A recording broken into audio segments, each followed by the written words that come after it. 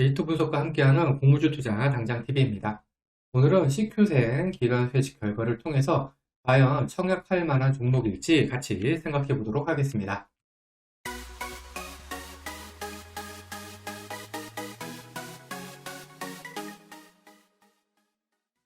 회사 소개 요약입니다. CQ생은 디지털 금융 서비스, 보안 솔루션 및 컨설팅 공급 및 생체 인증, 전자 서명 솔루션을 공급하는 회사입니다. 이게 뭔 얘기인고 하니 인공지능 기반으로 바이오 인증하고 보안 플랫폼을 제공하는 기업이다. 이렇게 생각하시면 되겠습니다. 식규세는 생체 인증, 전자 서명 시스템을 삼성생명, 삼성화재, 현대해상, 메리츠화재, 롯데손해보험, DB손해보험, 하나손해보험 같은 국내 굴지의 보험회사들의 솔루션을 공급하고 있습니다. 식규센의 청약일은 6월 20에서 21일 양일이고요. 환불일은 6월 23일로 환불일까지 2일이 걸립니다. 식규센은 알맥하고 오픈롤하고 청약이 겹칩니다.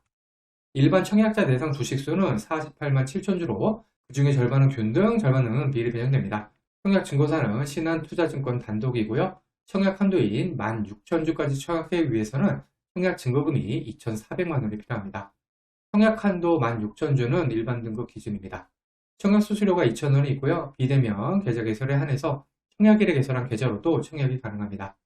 여기 신한투자증권 청약 단위표를 경로에 두었으니까 참고하시고요. 최소 청약은 50주 되겠습니다. 퀴센의 공모가는 공모가 밴드 상단인 2,400원을 초과한 3,000원으로 결정이 되었습니다.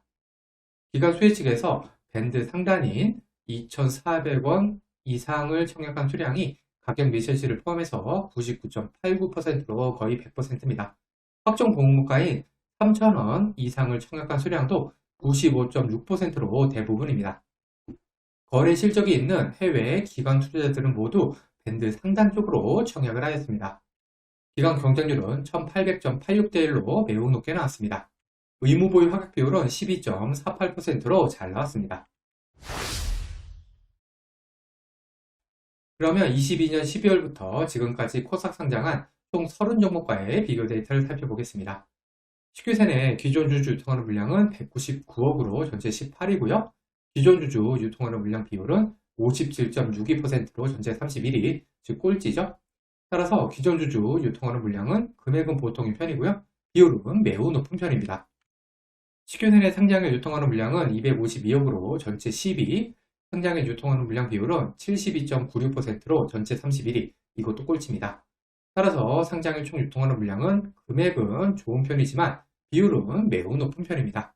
식규센의 기간 경쟁률은 1801대 1로 전체 1위고요. 의무보유 허가 비율은 12.48%로 전체 7위입니다. 기간 경쟁률은 매우 좋은 편이고요.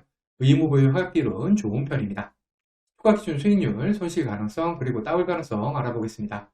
기존 주주 유통하는 물량이 100억에서 200억 사이였던 종목은 4종목이 있었고요. 공모가 기준 평균 시가는 플러스 77%, 초과가 공모가 아래였던 종목은 없었고요. 초과가 더블이었던 종목은 3종목으로 75% 확률입니다. 상장일 유통하는 물량이 300억 이하였던 종목은 11종목이 있었고요. 평균 시가는 플러스 82%, 초과가 공모가 아래였던 종목은 없었고, 초과가 더블이었던 종목은 8종목으로 73% 확률입니다. 상장일 기존 주주 유통하는 물량하고 총 유통하는 물량 모두 매우 훌륭한 데이터입니다. 상장일 수급 측면에서 아주 좋다고 할 수 있겠습니다. 기간 수혜식 경쟁률이 1600대 1 이상이었던 종목은 10종목이 있었고요. 공모가 기준 평균 시초가는 플러스 88%, 초과가 공모가 아래였던 종목은 없었고요. 초과가 더블이었던 종목은 6종목으로 80% 확률입니다.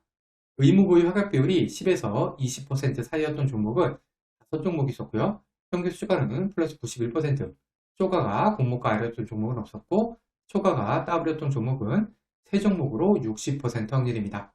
기간 경쟁률하고 의무 보유 허가 비율 역시 평균 시초가 플러스 88, 플러스 91, 손실 확률 없죠. 더블 확률 80%, 60% 모두 너무나도 훌륭한 데이터를 보여주고 있습니다.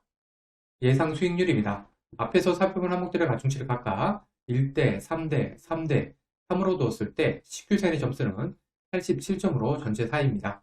식규센이 속한 80점 이상을 맞았던 종목은 9종목이 있었고요. 평균 시초가 상승률은 플러스 95%, 시초가가 공모가 아래였던 종목은 없었고, 더블 확률은 7종목으로 78%였습니다. 따라서 저는 식규세의 수익은 플러스 95%를 기준으로 계산해 보겠습니다. 예상 청약 건수하고 청약 증거금입니다.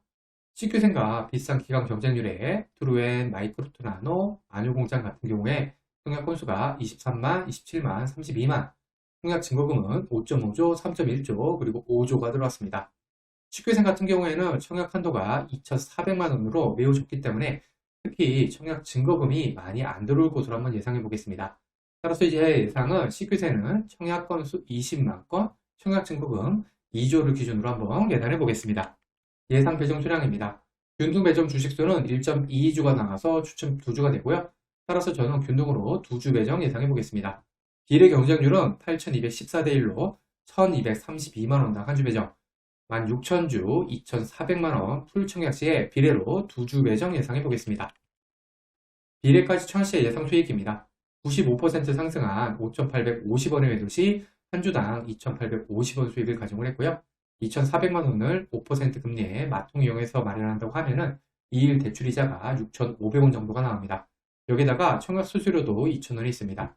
비례까지 청약 시에 혼자 청약하면 5주 배정 받아서 5,600원, 3인 가족 청약 시에는 9주 배정 받아서 13,000원 정도 수익이 되겠습니다. 균등만 청약 시의 예상 수익입니다. 최소 청약인 50주 청약하는 데 필요한 청약 증거금은 75,000원이고요. 계산 방법은 비례 청약 시와 동일합니다. 균등 청약 시에 혼자 청약하면 3,700원, 3인 가족 청약 시에는 11,100원 수익이 예상이 됩니다.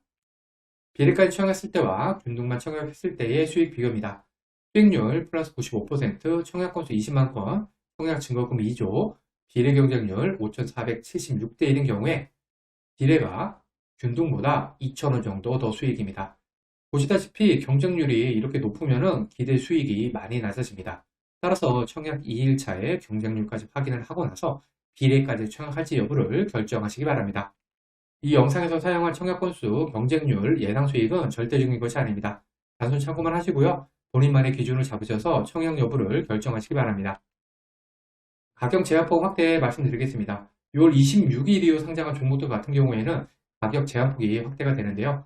식규센의 상장일은 6월 26일 이후이기 때문에 상장일 가격 제한폭 확대 적용을 받게 됩니다. 따라서 식규센의 상장일 가격폭은 60%에서 400% 사이인 1,800원에서 12,000원 되겠습니다. 이번 영상의 데이터, 특히 시초가 데이터 같은 경우에는 가격 제한폭 확대되기 전 기준입니다. 앞으로도 가격 제한폭이 확대된 종목의 데이터 역시 잘 정리해서 알려드리도록 하겠습니다. 결론입니다. 식규센의 기간 최측 결과는 예상대로 좋게 나왔습니다. 기간 경쟁률이 1,801대 1로 매우 높고요. 의무보유 허각 비율 12.48%, 이것도 잘 나왔기 때문입니다. 우선 식규생 같은 경우에는 확정 공모가가 3,000원으로 금액 자체가 저렴한 것이 강점입니다. 사실 주가 자체로 기업 가치를 따질 수는 없죠. 하지만 공모주 같은 경우에는 가격 자체가 싼 경우에 상장일 수구 측면에서 유리한 경우가 종종 있습니다. 또한 식규생은 코넥스 이전 상장 종목으로 6월 19일 현재 기준 코넥스 시장 주가가 5,790원입니다. 확정 공모가 대비해서 93%나 높습니다. 물론 코넥스 시장 주가가 앞으로 내려올 가능성이 많긴 하지만 이 정도 주가가 유지가 된다면 당연히 청약해야 하는 종목이 되겠죠. 다만 일반 청약자 공모 규모가 14억 종목으로 매우 작기 때문에 몇 주 배정받지 못할 가능성이 높습니다. 즉 코넥스 시장 주가가 높게 유지가 된다고 하더라도 수익 금액은 많지 않을 것으로 예상되는 종목이 되겠습니다. 과거의 데이터가 미래를 보장하지는 않습니다. 오늘 영상은 참고만 하시길 바랍니다. 기관 수혜치 결과와 상장이 유통하는 물량이 아무리 좋다고 하더라도 공모주 투자는 손실을 볼 수가 있습니다. 이 영상은 공모주 관련 정보 제공을 위한 것으로 공모 추천 영상이 아닙니다.